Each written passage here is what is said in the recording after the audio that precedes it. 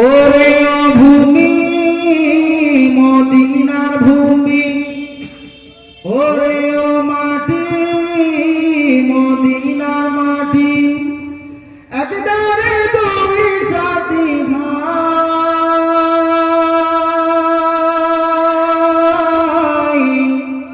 তার পাশে আমার নবী জিন্দা শুয়ে রয়। একটু চিৎকার করে ওরে ও ভূমি মদিনার ভূমি, ওরে ও মাটি মদিনার মাটি, একদারে দুই সাথী ভাই, তার পাশে আমার নবী জিন্দা শুয়ে রয়। যেতে যেতে পারতাম আমি সোনার মদিনায়, সালাম আমি দিতাম গিয়ে নবীজির রওজায়। যেতে যেতে পারতাম আমি সোনার মদিনায়, সালাম আমি দিতাম গিয়ে নবীজির রওজায়। মদিনার এই ধুলাবালি পাই যেতে সামনে আমি, মদিনার এই ধুলাবালি পাই যেতে সামনে আমি, মাকদাম আমি পেলে পরে সুরমা বলে হায়। রওজাতে আমার নবী জিন্দা শুয়ে রয়, রওজাতে আমার নবী জিন্দা শুয়ে রয়। আল্লাহুম্মা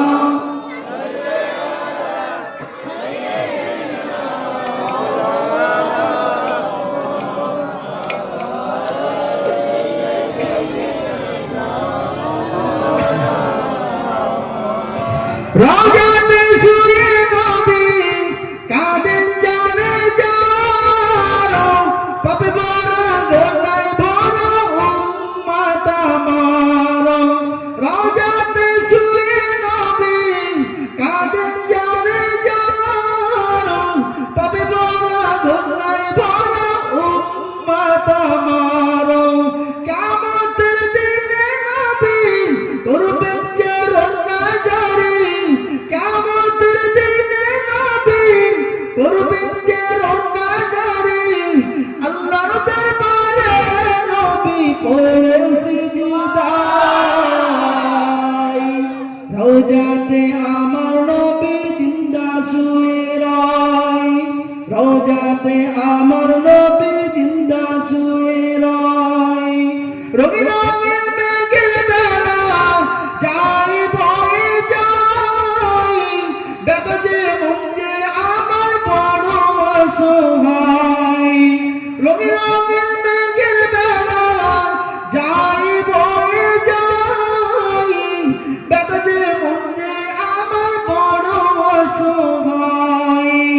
মিটবে আমার মনের আশা পাই যেতে নবীর দেখা, মিটবে আমার মনের আশা পাই যেতে নবীর দেখা, মুক্তি আমি পেয়ে যাব হাসরের মাঠে। রওজাতে আমার নবী জিন্দা শুয়ে রয়, রওজাতে আমার নবী জিন্দা শুয়ে রয়।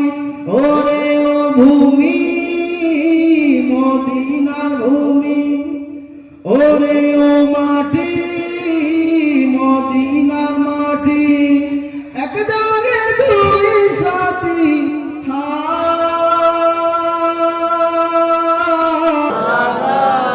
আমার দিনদার ইমানদার নেককার আল্লাহ ভাইরা, জওয়ান যুবকেরা, সোনার মানিকরা, কোন নবীর মাহফিলে বসেছি বাবা, একটু চিন্তা চেতনা, একটু চিন্তা চেতনা।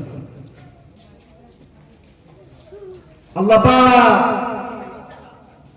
আমার আপনার যখন হুকুম হয়ে যাবে, আল্লাহ পাকের আজরাইল নামক ফেরেশতা আমার আপনার কলিজা থেকে জাহানটা কিভাবে ছিনিয়ে নিয়ে যাবে আমি আপনি বলতে পারবো না বাবা।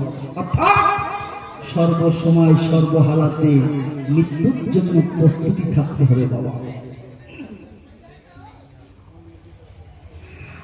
নবী দিন ও দুনিয়ার বাদশা হাবিবুল্লাহকে নবী জনাবে মুহাম্মদুর রাসূলুল্লাহকে সাল্লাল্লাহু আলাইহি ওয়াসাল্লাম আল্লাহ নবীর প্রিয় সাহাবী হযরত বেলাল রাদিয়াল্লাহু তাআলা আনহু আল্লাহ নবীকে এত মহব্বত করতেন বাবা, আল্লাহ নবীকে এত প্যার করতেন, আল্লাহ নবীকে এত ভালোবাসতেন বাবা। ওই বেলাল হাবশী দেশের মানুষ ছিল, ওই বেলাল এত পরিমাণ কালো ছিল, কুচ্ছি ছিল, বেলালের দিকে একবার তাকালে দ্বিতীয়বার তাকাতে ইচ্ছা হতো না। ও জামানের যুবকেরা, আল্লাহ আপনার বান্দারা পরিষ্কার করে শরীরে রেখে দাও।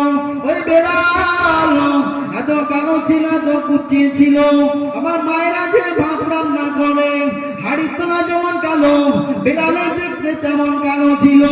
ওই বেলালের দিকে একবার তাকালে দ্বিতীয়বারও তাকাতে ইচ্ছা হতো না। ওই বেলালের অন্তরটা ছিল জগতের আলো।